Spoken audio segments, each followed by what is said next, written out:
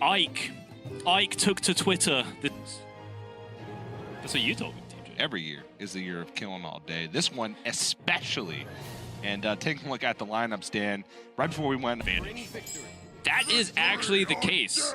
In every single matchup spread across the board, Bloodyface is 75% favored, upwards to 85% favored against Odd Warrior. So, this entire series is predicated completely on whether or not Bloodyface can sweep this Odd Warrior. Because the other decks from Killing are perfectly fine. You know, Clone Priest might get a win, Mid-Range Hunter is very powerful. I mean, Odd Rogue had to get banned because it's so good against all these combo-oriented decks. So this is quite possibly one of the most defining games. I mean, it's all about Killinallday sneak in a victory with this very slow Odd Warrior. Which is very unlikely.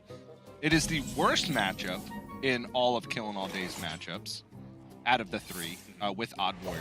And also, I'm pretty sure it's 80% Priest favored, and much of that 20% is user error on the Priest side, since these are aggregated statistics. Pretty sure I contribute 17%, 20% win rate for Odd Warrior. I would go so far as to say this is 95% Priest favored.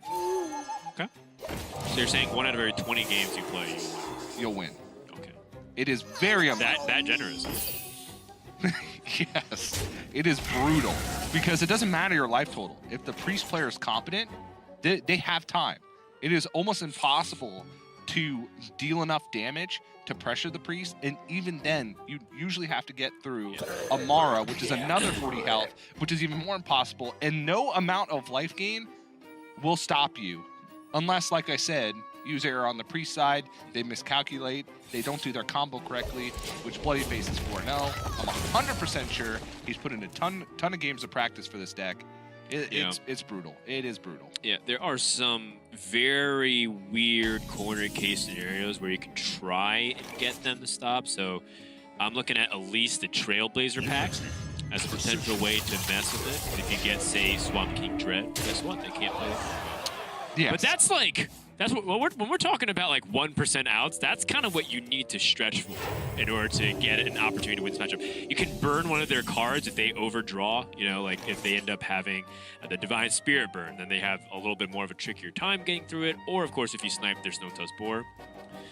But you know, there's not a lot that you can do. There's no Lich King for Death Grip because it's an odd deck. There's no reasonable way to get a Lich King outside of Stonehill Defender. And even then, Stonehill Defender is a small chance for Lich King because it waits class cards, and Warrior has a lot of class taunts, and even then, it's a small chance for you to, well, not a small chance, but 20%, I think, is there 5 Death Knight cards? Yeah. To get the Death Grip from that, and even then, it relies on your opponent not already having Stonetusk Boar, which Bloodyface does, or having played a Vivid Nightmare earlier, and you steal a Radiant Elemental, so they don't have enough gas, that spell reduction to play it later again. It's, I don't know, we're trying to go through the fringe case scenarios where that happens. I mean, look how much Bloodyface prioritizes making sure that no threat can stick.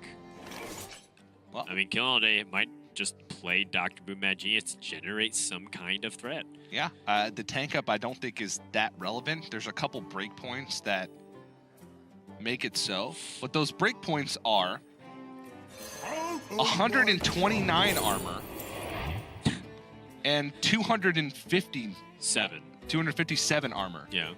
And even then, armor. Yes, but even those don't guarantee that you win because they can still do that as long as they're fast enough and have the hand space for it. Yeah. So basically, pull out any memory card from your phone or your camera or your tablet and add 1 to it. That's every breakpoint. And I'm not even exaggerating at that point when you're talking about, 5, 12 gigabytes. That's how much life space that you need to make sure that your opponent messes up. Now, of course, there are opportunities for Bloodyface to screw it up too, like very easily. We talk about overdraw. We talk about not managing your hand resources correctly when you're trying to go for the combo. There's also sequencing errors. I mean, the more taunts that Killinallday can get in the way too makes it so that Bloodyface has less time to execute it. And so in some ways, another option off of Stonehill Defender is just another Stonehill Defender.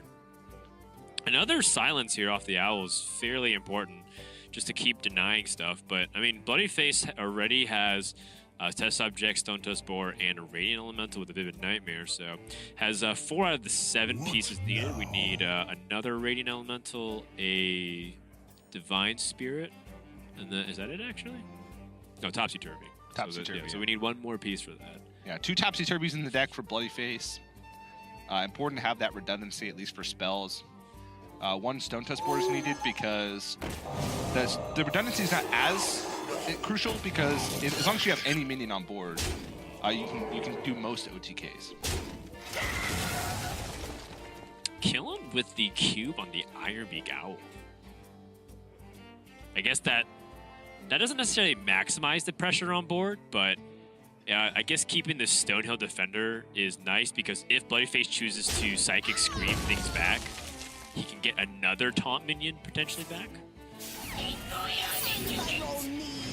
with this quest, pretty much going to be done here because Bloodyface has 2 test subjects that he can throw into the mix, therefore should be okay to just lose 1.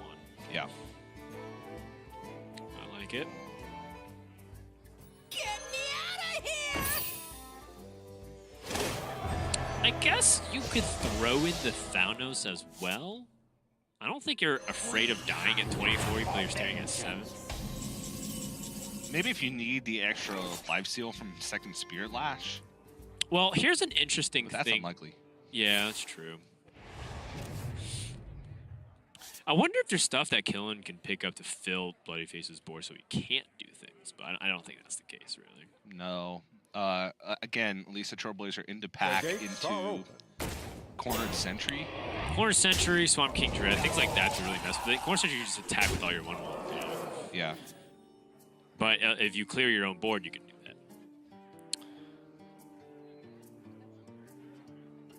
Bloodyface has the ability to scream all of this junk back into Killen's deck. Mind if I roll need? All right. Whoa. That's a really important draw for Killen. Now he just has to draw the 1 in 22 of the pack. So you're telling me there's a chance. Yeah. And then outside the pack, he also has to get an important minion in order to get it. He has to have Swamp King Dread, and then Bloodyface has to not be able to remove Swamp King Dread. Yeah. Which he could just save Amara for Swamp King Dread.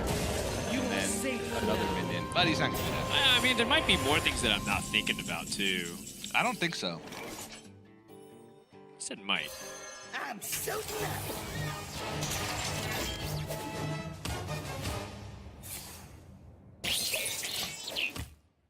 Yeah, Killen might want to discover some kind of mech through a delivery drone and figure out what's the best course of action there. Bloodyface is missing only a couple more pieces. Divine Spirit Topsy-Turvy. I don't even know if there's any more minions for Bloodyface to draw in his deck anymore if he plays Witchwood Piper. Very good use of Mass Hysteria as well, just to get that card draw going. Doesn't matter how the trades go down as long as you draw cards. Okay, the Turvy. So now Bloodyface pretty much only needs Divine Spirit, and that should be good to go. Well, if Killen able to find a way to fill the hand, though. I don't think there's a way. Picks up pack and then.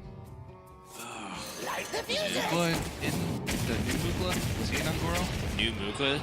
You mean like the Mulgaz Mukla? Oh, it'd have to be the Mulgaz Mukla because new Mukla puts bananas in your hand.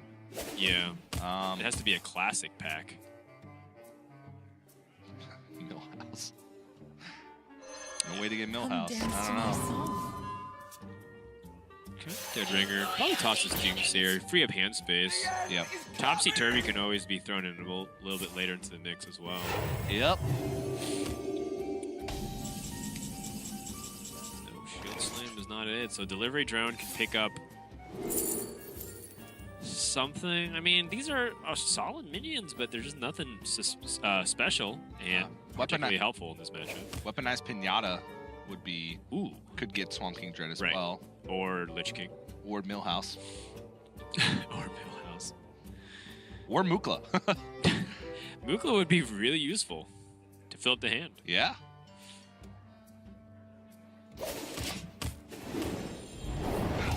Killen's a sitting duck. All right. Bloodyface warming up his hands. All right. Because he knows it's time to go.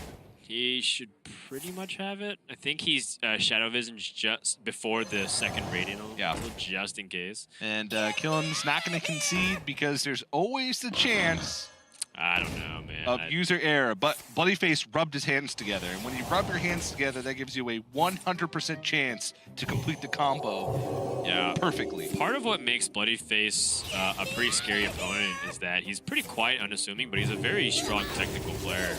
And then I noticed he's even back in 2015 when he was first making his America's Championship top 8 performance. I think he lost in top 8, and we took top 4 to go to the championship. He lost in top 12, and we took top 12, and we took top 8. Okay, you're right. Yeah. No, we took top 6 because 2 spots went to Latin America. No. This was back when we took 8. I'm pretty sure. Are you sure? No, I'm not. Yeah, because it was one. I remember because Firebet was 1 spot off, and I think Trump went to the America's Championship instead.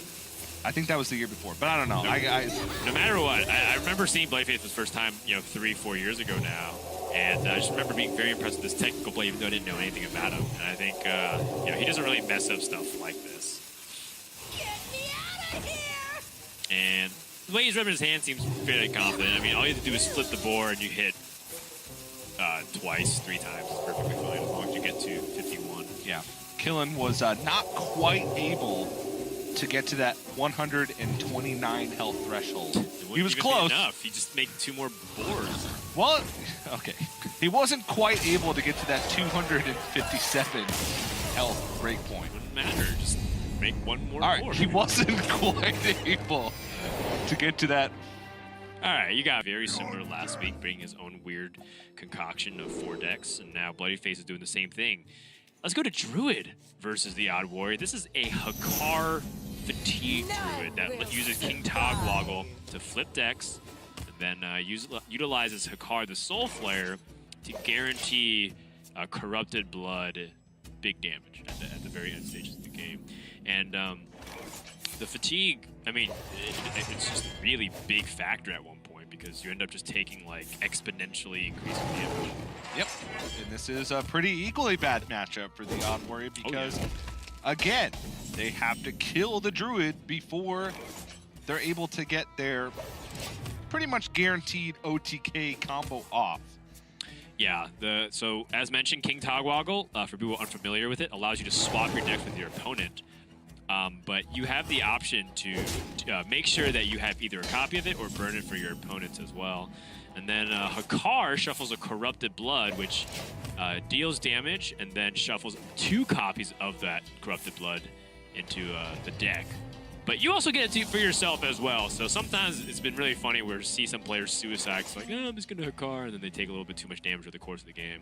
But I think Mr. Yagud has a really famous clip from that. Yeah, but if you are able to get to the point where you can swap your empty deck to your opponent and play Hakar into their empty deck, then that's where the OTK comes in. That's right. That's right. Precisely. Because they'll just have Corrupted Bloods in their deck. One thing that's cool about this deck is 2 things. One, the fact that Druid felt like it was going to be irrelevant after all of its nerfs, right? When Wild Growth and Nourish were gimped, it didn't feel like Druid had many good resources. This deck doesn't even play that. And the second thing is that I find this deck uses a lot of cards that Druid traditionally didn't really think about much. Like Biology Project was super hyped, but then it fell off. And then cards like Barkskin and Pounce and even Floop's Glorious Gloop. Okay, that one is not really in the deck for its intended purpose. While it does have use with Wild Pyromancer, most of the time when you see it being played in Hakar or any type of Druid is just to draw an extra card with Gadgetzan Auctioneer. So I know, but it's cool that it finds use there. Yeah, and also it does have the added benefit of if you have Wild Pyromancer and a Gadgetzan Auctioneer and your opponent's playing an aggressive deck, you can play Floop's Glorious Gloop and be able to reset mana crystals every time you kill something, which is easier with Wild Pyromancer, and then you can keep that chain going and draw even more cards. So oftentimes it can just be a single cycle with Gadgetzan Auctioneer, especially in slower decks. But it does have the added bonus of being able to do those crazy turns where you play way too much mana worth of stuff. Yeah, precisely. I mean, this is kind of goes to show you the power of Auctioneer still being very relevant. Yes, you don't really see it these days. And, the Rogue the Miracle Rogue decks that it used to have. Like, people these days play Odd Rogue to get that pressure. But, you know, Auctioneer is still one of the most powerful cards in the Classic set because of how much... Because it enables things like this. Just look at the difference in draw. Bloodyface is already at 10 cards remaining in his deck, and the mana crystals are inflated because of Biology Project. Yeah. Like, this is like turn 6 or something. Turn 5, turn 6, and Bloodyface is almost decked out. Yep. You can deck out next turn if you really wanted to. Yep. And you can also see one of the things I wanted to point out was Killinallday queuing up the Warrior, knowing that it's his worst matchup, because he knows that if you can't take a win with the Warrior, then he won't be able to win the series at all. Good guy killing. Good guy killing. Not going to waste the viewer's time. Nope. Also, his time. If he gets a chance to kind of rest, take a break, go eat, he's probably playing long rounds because he's playing pretty slow decks. Yeah. So it's a strategic move. Yeah, I mean, his name just says it all. He needs to pace himself for the day. Yeah, he's got a lot more killing to do. It's not just this round. It's an all-day thing. Just waiting for Killin to change his name to Killin All Year. Yeah, but it has to be year over year. It can't just be 1 year. Oh man, I didn't even think about it. Also, we would have to change the acronym to Yoke. Yoke. All right, I'm on board. It took a while to get to the Yoke train, but I'm finally on board. Hashtag Yoke. Biology Project just to cycle and draw just a little bit deeper. Bloodyface can clear everything here. It's just so, you just never really think about how much Druid has cheap spells, right? Relatively speaking, to cycle with Gadget and Auctioneer, but it's more than half the deck. That's how scary this deck can be with Gadget and Auctioneer. What can This Kill All jungle Day hides do here? many secrets. The problem is Swamp King Dread doesn't save him for this. It actually just saves Bloodyface the rest. Yeah, I'm trying to think if there's any kind of way to manipulate some kind of landing, or sorry, like anti-Hakar technology. So like, you know, Hakar can come down, but you need to save an Innervate. So is there a way to like increase the cost of something so that way you can't play Hakar? Ruby and Unraveler, but there's no way to get it. Yeah, that's a nice epic. Frozen. Oh, it's an epic. Yeah. I thought it was a nice Frozen Throne card. It is, but it's an epic. Well, you can't. Yeah, Also, I'm it's saying you even. can't. Yeah, I'm saying you can't get it from like a pack or something. No, yeah. I was thinking about the Elise pack. Elise pack. Because he shuffled two. Man.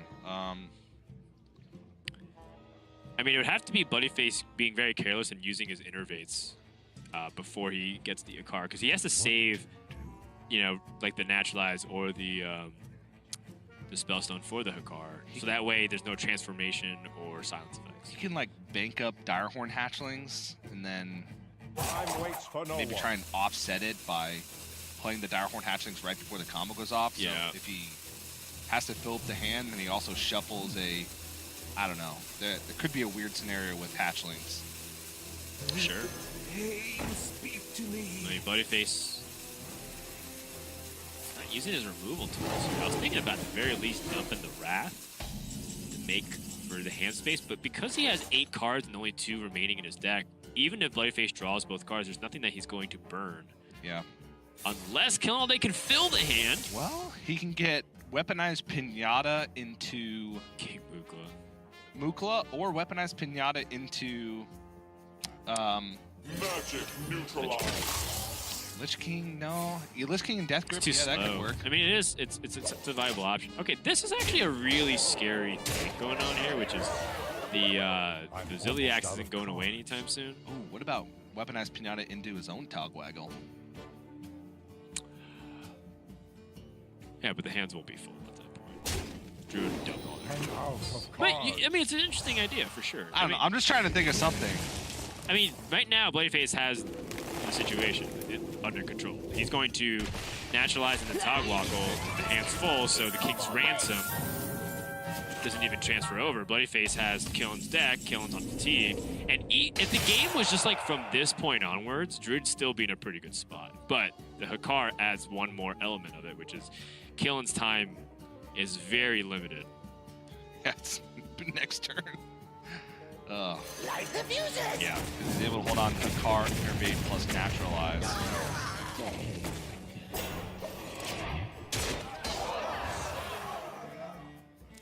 All right. And Bloodyface has -1 cards. Ooh.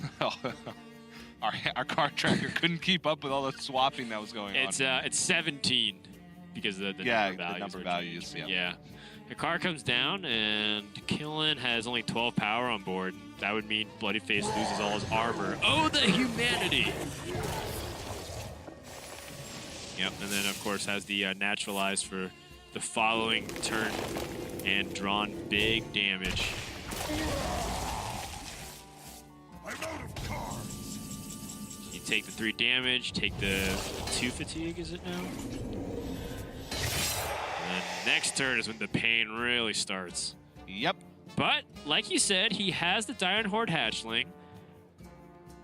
And I wonder if there's anything that he can get off of, say, the Omega Assembly, or if he starts investing into Dr. Boom now.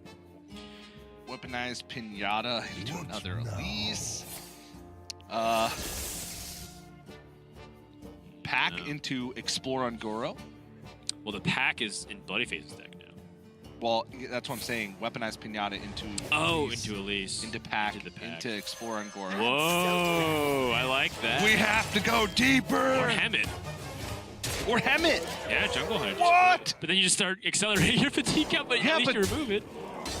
But Bloodyface is working with work cards. Maybe he, with Dr. Boom, he pieces together enough pressure.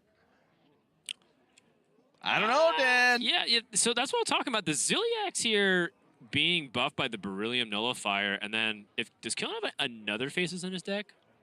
He has... he has a cube. 2 Facelesses. Oh no, but the cube doesn't really work the way we want it to. Plus he lost any activator anyways. Well, he has Reckless Flurry. Alright, I'll naturalize to draw the 2 Corrupted Bloods, which is 6 damage, and then the 3 fatigue damage plus the other draws. So Killen's gonna lose pretty much the rest of his armor here. Out of cards. That's it. I'm out of cards.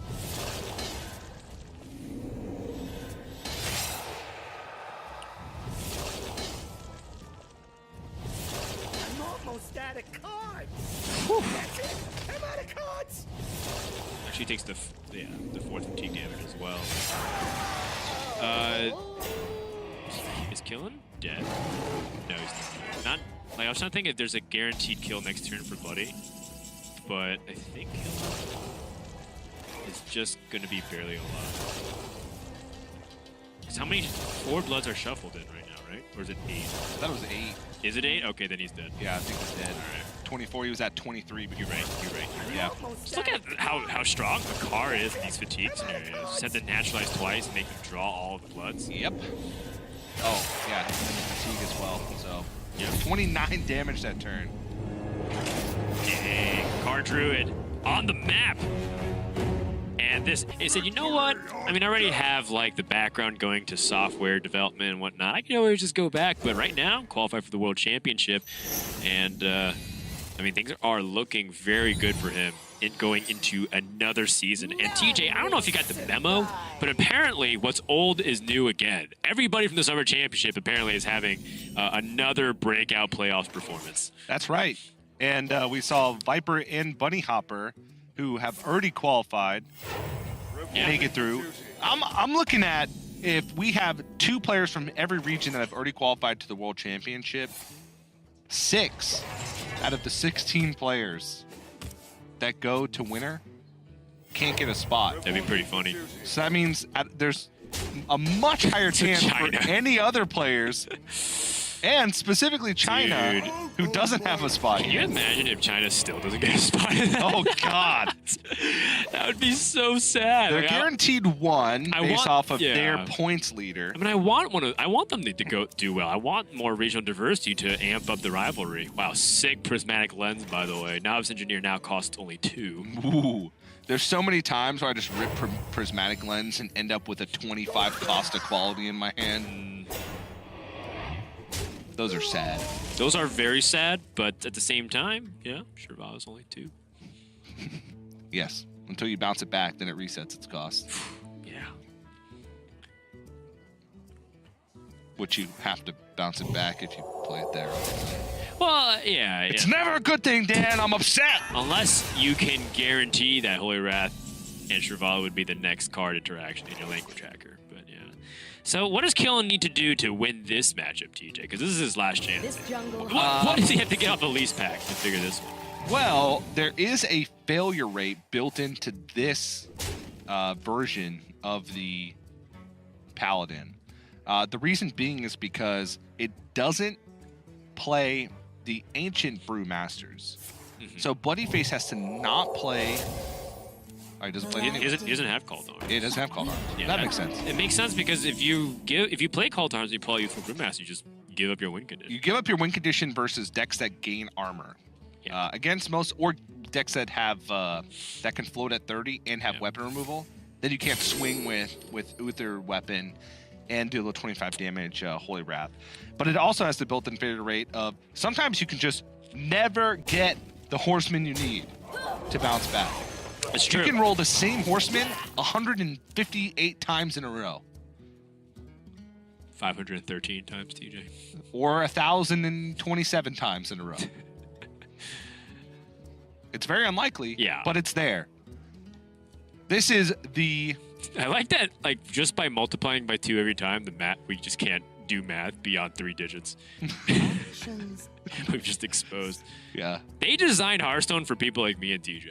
They can only count to 30. But for all those people in chat with, Galaxy Brain 200 IQ, go ahead and challenge yourselves. Who knows? Maybe even play 3 Hearthstone boards at once. Yeah. Also DM me. I'm looking for casters.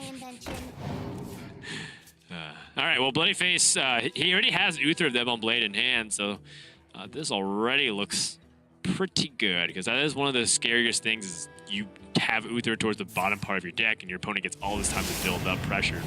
And Killen did a really good job. I mean, he already has the Elise and the Cube. Now he can faceless that. Now he can put on more reasonable pressure, and an Equality Clear ends up putting out more pressure. Yeah. And this is the kind of stuff that you need to be doing if you are the odd warrior. That is why, I saw it first with Hot Tool, putting all these like greedy combo-oriented stuff with Faceless and Cube, and now it seems to be uniform across the board. No, I saw it first with Hot Tool. Okay, well, TJ saw it first, and I saw it second.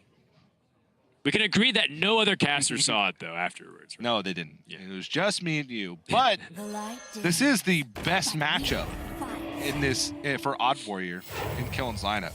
It has a whopping 75% chance to lose. Haha, baited you there. Yeah, so only 1 in 4 times you get the win. And you can see why, because Killen has reasonable pressure. I mean, now these cubes, you don't want to pop them, because then 4 5/5s will come out, and it's almost like they cubed the Devil Source in Hunter. Yeah.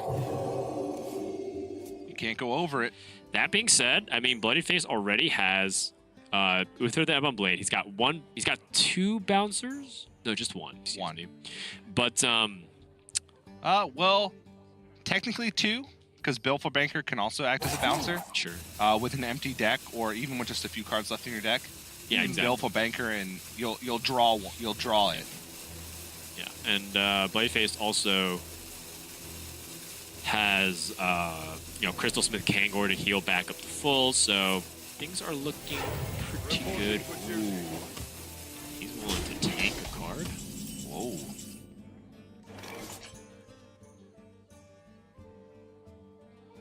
Yeah, I mean, he only had 3 mana crystals left anyways, so if he Noviced or Blood Mage Thalnos, he actually increases his chance of burning a relevant card because there's less cards in the pool. I guess it doesn't really matter too much. He just needs to avoid burning the Youthful Brewmaster or Zola.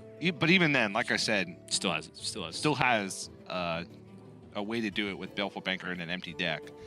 Mm-hmm. He could have thrown out Crystal Smith Kangor, but I think he realizes that he's going to take some damage. Yeah. So the Crystal Smith Kangor could be What now? pretty valuable, maybe even more valuable than the chance of burning a key combo piece. And he knows he's playing Uther next turn almost no matter what. So he's not going to burn another card. He has a play lined up. If you're Killen, what do you think about Zola and then cubing your cube? So that way you unleash the 5/5s, and then you also have that layer. Okay. Well, it doesn't end up cubing the cube, but you know, by cubing the cube, you end up creating a scenario where it's very difficult for them to deal with the board because there's just so many layers of mid-range threats. Yeah. Bloodyface loses Shirvala, which definitely is painful, but not game-defining by any means. Yes, deck does not really use the Holy Wrath Shirvala combination because it's almost impossible for them. Odd Warrior. Yeah. Now there is a chance that you could. No, you can't. Bloodyface only has one Baleful Banker, so he's given up some of the consistency of the Holy Wrath combo. Yeah, there's a lot of debate on how to actually build out this Holy Wrath Paladin list. I mean, we first saw this in China, which I believe Lion King was the one who won the Gold Series. Correct me if I'm wrong. No, you're correct. And people were like, wow, this actually looks like a really good hybrid of, having a Holy Wrath kill plus having the Death Knight to fall back on. And I think people are making like 1 or 2 additions or removals, but they don't want to mess too much with the winning formula. But I imagine that if this deck continues to see play throughout the rest of the metagame until the end of the expansion, we're going to see even more refinement to this deck, which makes it scary. Yep. Speaking of scary, this board is very fearsome. But Bloodyface has Blood Mage Thanos, Consecration, and then Pyromancer Quality. And that is 10 mana and clearing everything except the 2, whatever the No, he help can cube. kill the cube with the weapon. Oh yeah, you're right. Consecration. There you go.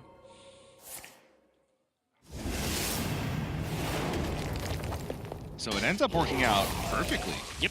Everything is good. And he gets to dump cards from his hand. Yes. That's an ideal situation. And Yeah. card. I mean, Killen did a really good job setting up these layers, but expertly diffused by Bloodyface. And now Killen has to go back to the drawing board. And it is not pretty. I think he might want his Elise pack now. I think that's almost the kind of gameplay he's on. Yes, please. Because, like you said, there are ways that you can mess with your opponent, but they're not that many. And right now, Bloodyface, Prismatic Lens draws a guaranteed minion from his deck. And timeout. Azeroth will be purified. Let's stash that away. Oh, this is cute. Yeah.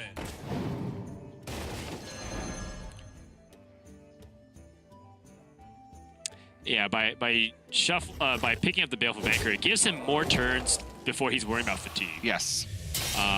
The function of the Baleful Banker is to essentially give you another chance to roll it anyway. So I like that. I like that. It's a nice little way to just give yourself extra percentage points. Yeah, if you're going to bounce something back with Youthful Brewmaster anyway, given that you need multiple turns to do so, then like you said, having 1 turn extra to be able to get that job done, potentially more, because that fatigue stacks the further along you go in there, then it's just the correct line.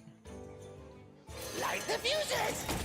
Wonder how deep Killen wants to go here. He can magnetize Ziliax for max damage, and then Face's Manipulator chooses to remove a little bit as well. This is the most power on board, and I respect it. Death was me. All right. Unique Horseman. 1 more to go.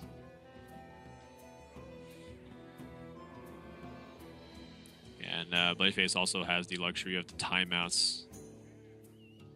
I think he's only used 1 equality as well.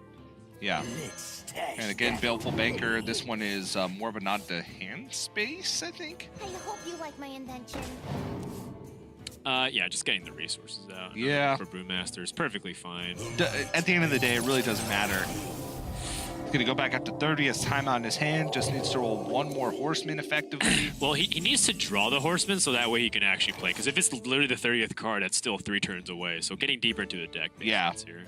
But he draws it anyway, so that means he has a 50% chance each turn to basically guarantee lethal, because during that turn he can also play timeout, which lines him up for the next turn to be able to play it. Okay. Is there a mech that can do anything here, Killen? No. No. No, it can't. Weaponized Pinata. I mean, Oh, God. that's how deep we have to stretch. I don't even want to think about it anymore. Yeah, I mean, I'm done. yeah, the amount of mental gymnastics that casters have to come up with to see if Odd Warrior can pull out a win against these inevitable OTK decks is just really hard. And to be fair, this is the punishment and the risk that you incur when you bring Odd Paladin to a tournament. It is the Quest Rogue of control decks. It has extremely polarized matchups. It crushes aggro and gets absolutely dominated by combo decks. That's just what it does. Yep. So, you know, there's a handful of people out there that aren't fans of Odd Warrior, and they are loving this. They're like, yes. Get him out of here. Like, look, the truth is, when you play Odd Warrior for a while, you kind of forget what it's like to play to win, because all you do is play to not lose. But what's weird is that those players that hate Odd Warrior are probably also fans of Killinallday because of how much he plays Quest Rogue, which beats Odd Warrior. So they're at conflict with themselves right now. They don't know how to feel. I think that's only one guy that feels that way. Beat up Odd Warrior, but don't beat up Killinallday. He plays Quest Rogue, which beats up on the Odd Warriors.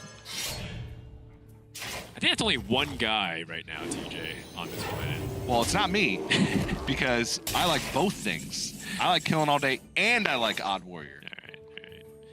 I'll take your word for it. So I'm hating this match because it's bad for both.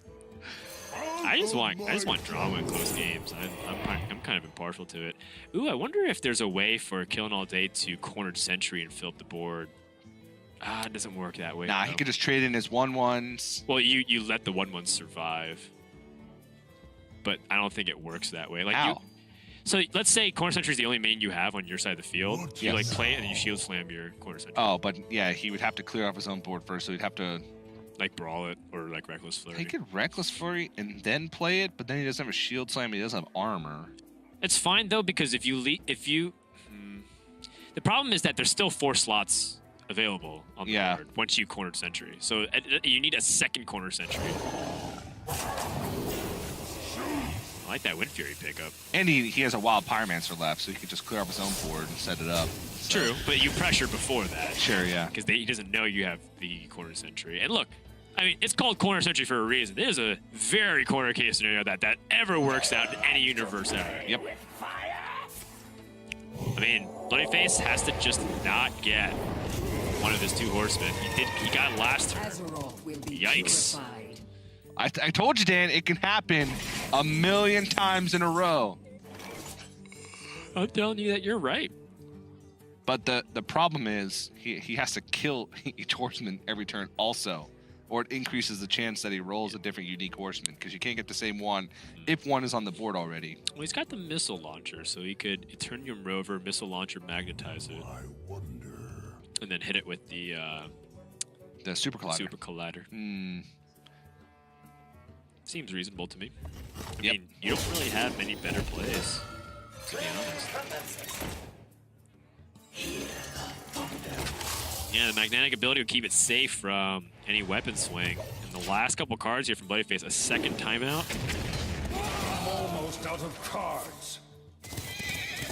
Death was merely a setback. Holy Wrath? No, he used Holy Wrath on, I think it's like Potion of Heroism. No, he might have used that as well. It could be Potion of Heroism. It could be a second Crystology. I don't remember him playing that either. Yeah. But regardless, Bloodyface once again does not get the Horseman. This is starting to become a little stressful here. Uh-oh.